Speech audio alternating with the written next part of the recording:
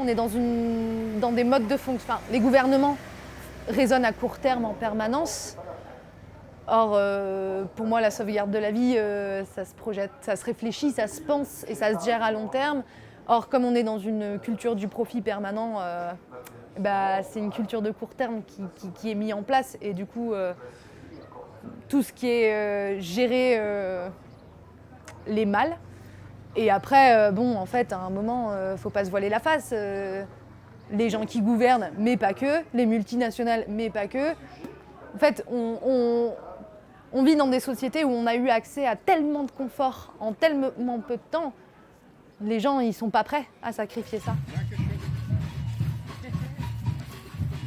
La lutte contre l'aéroport, ça a été pour plusieurs raisons. La raison principale, c'était la nécessité reconnue par les locaux de préserver la zone humide, qui est donc une espèce de station d'épuration d'un écosystème, quoi, et qui est nécessaire au fonctionnement global. Si tu squeezes ça, il y a une étape qui manque dans la chaîne de vie.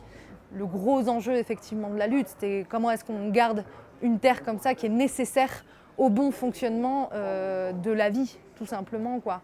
Comment est-ce que l'humain prend conscience à un moment qu'il fait partie de cet écosystème, qu'il n'est pas en haut et qu'il ne peut pas l'utiliser et l'exploiter autant qu'il le veut sans avoir conscience de son impact, et de comment est-ce qu'on refait du lien avec les autres espèces et l'écosystème dans lequel on gravite, parce qu'en fait on en a besoin aussi. Et je pense que ça, c'est un truc que les impératifs financiers et la course au profit fait oublier à tout un tas de gens qui font de la thune plutôt en général dans la vie et qui vivent pour ça, quoi.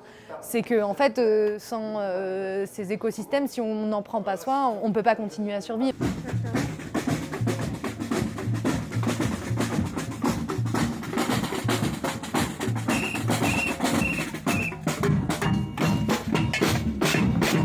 Pourquoi est-ce que les gouvernements refusent d'entendre, et pourquoi est-ce que les gens doivent prendre autant de risques, que ce soit financiers, judiciaires et de risques, enfin je veux dire, c'est les corps qui sont mis en jeu dans toutes ces luttes-là.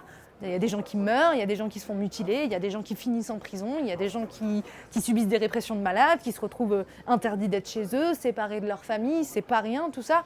En fait, pourquoi ? Parce que c'est nécessaire, parce qu'en fait, juste les politiques, elles s'en foutent, elles ne veulent pas prendre en compte ces questions-là, c'est pas dans leur intérêt. Il y a tout qui est mis en place pour que les gens soient privés de leur capacité à agir.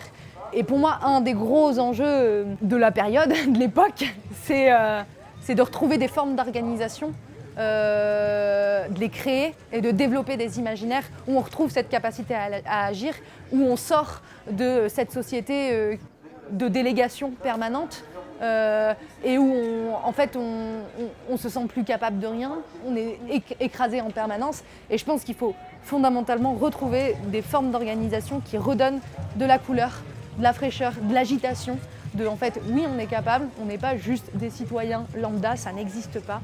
Tout le monde est capable d'intelligence, tout le monde est capable de dépassement, tout le monde est capable de lutter pour protéger ce qu'il croit qui est important. Et pour moi, ça, c'est un des gros enjeux. Et moi, je pense qu'il ne faut pas juste être dans le discours de « il y a les grands méchants politicards qui détruisent nos vies ». Je pense qu'il y a une lâcheté de beaucoup de gens de ne pas vouloir voir et de ne pas vouloir agir.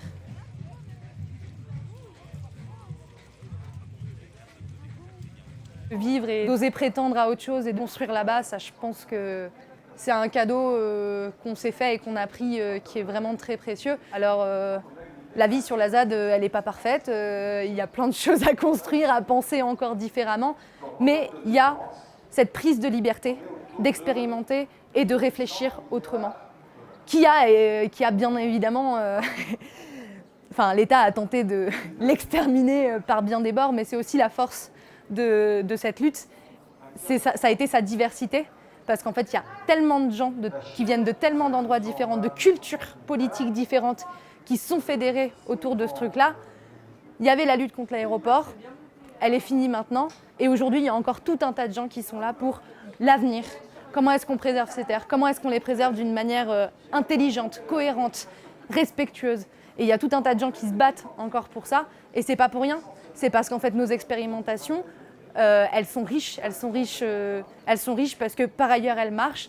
À des endroits elles marchent pas, mais c'est pas grave, on se laisse le droit à l'erreur, on recommence, on se casse la gueule, on recommence et on trouvera bien à un moment des trucs qui fonctionnent.